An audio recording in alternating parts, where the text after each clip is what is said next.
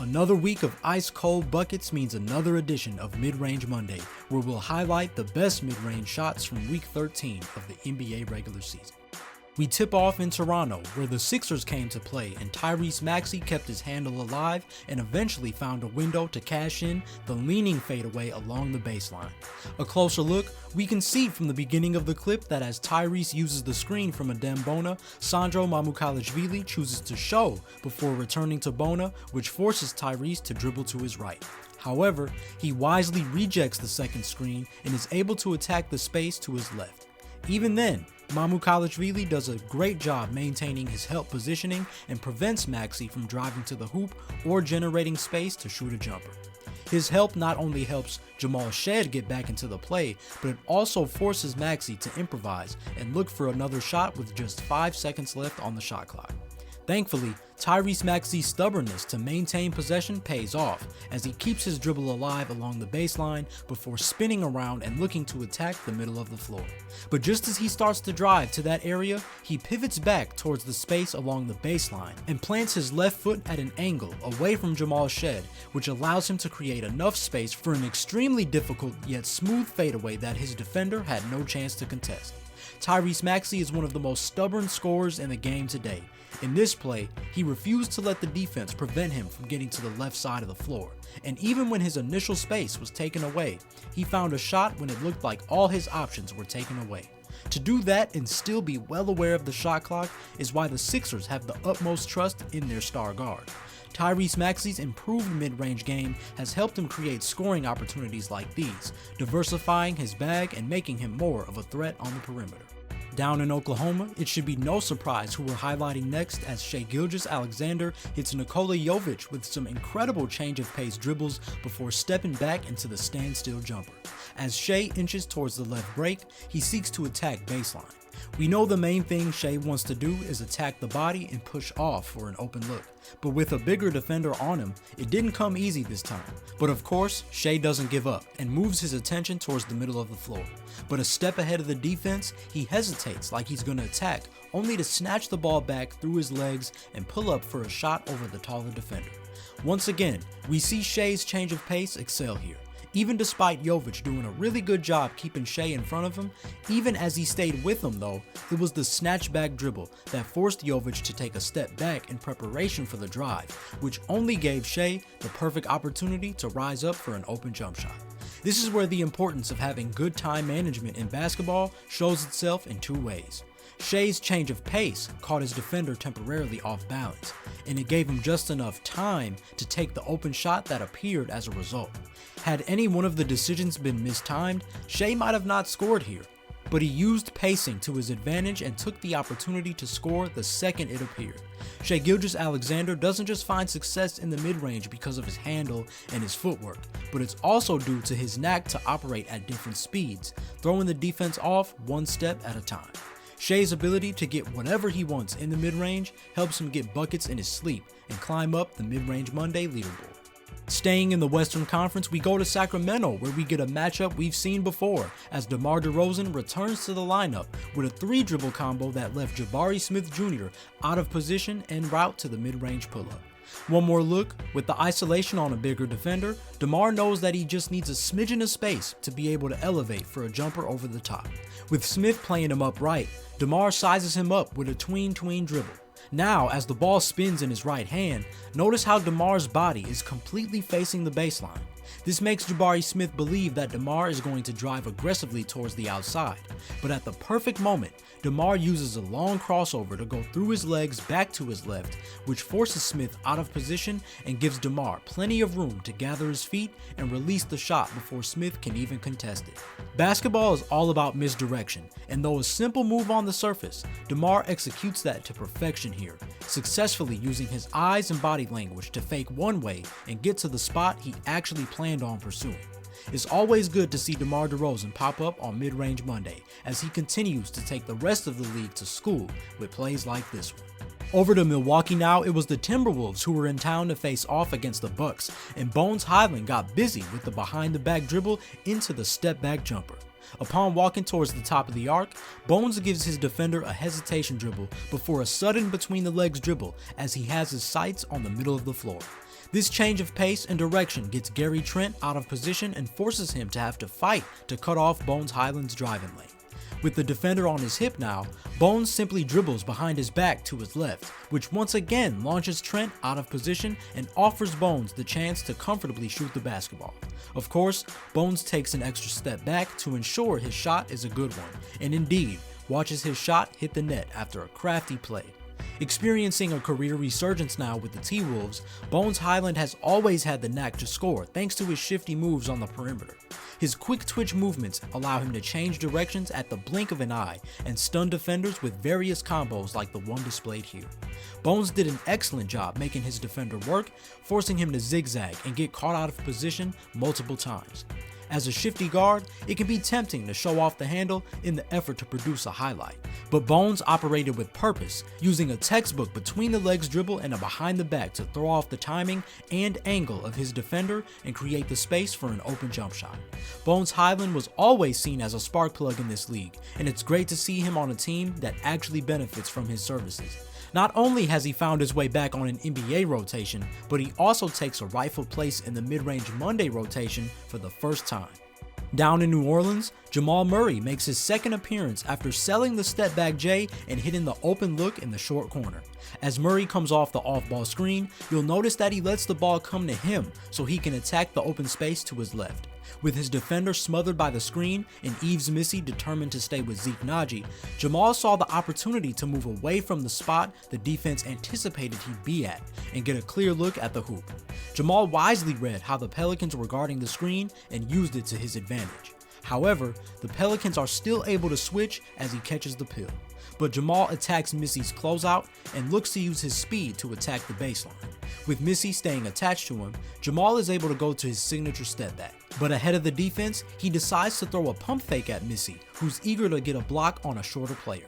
As Missi leaves his feet, Jamal simply steps closer to the basket and sees his now wide open jump shot fall through the net. Jamal Murray exercised great situational awareness here. I've said it before, off-ball movement is just as important as movement with the ball. Had Jamal ran towards the ball, he would have likely needed a second screen from Naji to get free from his defender, who was already set to fight through the screen. But he read the off-ball screen like a pro, and it led to a better opportunity to score. And even with a mismatch, he was able to overcome a taller defender with a simple shot fake. Additionally, even with the ball in the corner, he trusted the space he had to work with, and it helped him earn a better look at the hoop. Jamal Murray's great situational and spatial awareness is what makes him a dangerous scorer. He may be having a career year this season, but real ones knew he had this kind of talent all along. What a move from one of the craftiest guards in the league. Back east, we're in Philly, where Cavs guard Darius Garland used his fancy footwork to switch the midi after a perfect pivot move. You know we gotta look at this one again. After receiving the handoff and screen from Jarrett Allen, Darius turns the corner, noticing Joel Embiid in a drop and VJ Edgecombe fighting to get back in front. Here, he recognizes a small window of space to pull up for a jump shot, so he gives a push-out dribble and hops to his right in hopes of elevating over Embiid and away from VJ Edgecombe. That said, Garland doesn't settle for that shot and instead uses a pump fake to get the anxious rookie in Edgecombe to leave his feet. And with great spatial awareness, he then pivots into the space on his opposite side and is able to take a better shot over Edgecombe's weaker contest, finishing the play with a bucket. I knew Darius Garland had a bit of mid-range magic in him, but I didn't know he had a move like this in his bag. While more known for his speed and ability to use various dribble combos and gathers to convert in close, it's nice to see Darius Garland use the same quickness and instincts to execute a move like this and score in a tight space from farther out. It's such a reminder that many players have moves in their bag that they only use in emergency situations, and just because they don't use them often, it doesn't mean that they can't use them when necessary. Darius Garland shows us that he's not just skilled getting to the basket, but he's got something to contribute to the mid-range masterclass as well. We see you, Darius. As more new faces enter this week's edition, here's Brice Sensabaugh, who ended his hot first quarter scoring display with this tough one-legged jumper over two Bulls defenders. After using a pair of screens to get free from Dalen Terry, Sensabaugh approaches the middle of the floor with little time to work with. With Terry trailing him and Jalen Smith sliding up to help, most of his passing options are high risk. A flip back to Kyle Anderson could get tipped by Terry or Smith. A pass to Taylor Hendricks could get picked by either Patrick Williams or Kevin Huerter, and even the best pass available to Walter Clayton Jr. could still be deflected by Patrick Williams also. So as a natural scorer at heart, Sensabaugh takes matters into his own hands and opts for the one-legged pull-up over Smith, putting much more arc on the shot to ensure it evades the defense and still has a chance at falling. And as a result, Sensabaugh ends his successful start to the game with a highlight-worthy shot. The main detail to point out here is that playing off 2 feet seemed to be more harmful than useful, as a traditional pull-up off 2 likely would have given Jalen Smith a better chance to affect or even block his shot. Shooting off one leg allowed Sensabaugh to get to his shot quicker, prevent the defense from getting closer to his set point, and shoot the ball with a rainbow arc. In his 3rd year now, Brice Sensabaugh continues to show flashes of being a microwave scorer with a strong mid-range skill set. Despite the loss, he walked away from this matchup having played the best offensive game of his career so far, which served as a great preview of what he could become as he matures. We remain in a Central Division setting for our next shot, as Jaden Ivey used a crossover to behind-the-back combo to sink this smooth free throw line jumper against the Phoenix Suns. Upon the Suns switch, Ivey retreats to reset his approach against the bigger defender in Ryan Dunn. This is an interesting approach from the Pistons, as Dunn, Royce O'Neal, Grayson Allen, and Dillon Brooks are all respectable perimeter defenders. No matter how they switch, Ivey doesn't really get a weak matchup. That said, Ivey's goal remains: make them work. With more space to his left than his right, Ivey locks in on his target area, inching towards his right before bursting to his left with a crossover dribble. He actually telegraphed his crossover, but it worked in his favor, as he used this initial move to get Ryan Dunn to prepare to cut off that side, only to immediately execute his behind-the-back dribble, which ended up giving him the separation needed to score over Dunn. Once again, this is a textbook example of what it can look like to be ahead of your defender mentally. Ryan Dunn knew it was inevitable that Ivey would go back to his left hand, but what he wasn't ready for was the behind-the-back afterwards. As Ivey successfully caught him off guard and out of position, it gave him just enough time to set his feet at the free throw line and elevate over Dunn's outstretched hand. Jaden Ivey came into the league as more of an electric and strong slasher, but it's clear that his offseason rehab included ways he can diversify his skill set and trust his jump shot more. Him unlocking his mid-range game hasn't just been beneficial for himself, but for his team as well, as they remain at the top of the Eastern Conference standings. It's been great to see Jaden Ivey get his rhythm back as he returns from his injury, and what better way to say I'm back and better than a well-deserved appearance on Mid-Range Monday. We actually stay right here for the next play, as in the following quarter, Suns guard Collin Gillespie beat the shot clock buzzer with an impressive one-legged drifter along the baseline. Another look here, Gillespie gets the rock off the sideline out of bounds play, and as he dribbles to his left, he gets a ghost screen from Ryan Dunn as they look to create a quick shot opportunity from three-point land. However, Gillespie chooses to keep the ball and drive with 3 seconds left. Although there's plenty of space to attack, he knows he's against a bigger defender in Cade Cunningham, so he doesn't just use a step back and push off to create the necessary space to shoot, but he actually shoots a one-legged shot while drifting towards the baseline, making his shot tougher while preventing Cade from getting a direct contest. But within close enough range, Gillespie is able to put the perfect touch on the shot and watch it hit nothing but nylon as the buzzer sounds. The thing about the fadeaway that most scorers learn is that it's important to not just be able to fade backwards, but fade from each side and at different angles in between as well. With basketball being a game of angles, sometimes the best shots aren't just north and south, sometimes they're east, west, or even southeast or southwest. And Collin Gillespie understood that here. A regular fade might have helped Cade get a better angle on his contest, but Gillespie knew that if he could drift towards the baseline, it would essentially make his shot impossible to block, and he was skilled enough to knock down the shot. Collin Gillespie is another example of a player who's made great offensive strides this season, and he joins fellow teammates Devin Booker, Dillon Brooks, and Jamal Murray as Mid-Range Monday representatives for the Phoenix Suns, proving that they have quite the quartet when it comes to getting buckets from inside the arc. Back up north, we return to Toronto, where this time Clippers guard Jordan Miller fought to get to his spot before hitting the one-legged fade over 2 defenders. As we look at it closer, we see that after surveying the floor, Miller eyed the bit of space around the dotted line as his preferred destination against a loaded Raptors defense. More specifically, with the Raptors' best defender in Scottie Barnes having to stay with Brook Lopez on the perimeter as a shooting threat, Miller was confident that he could get to that spot and use the middle of the floor as his area to operate. So he seeks to drive past AJ Lawson, which doesn't come easy as Lawson stays with him the entire time. But upon getting to the free throw line, Miller does an excellent job willfully attacking Lawson's body and forcing his way to his ideal area of the floor.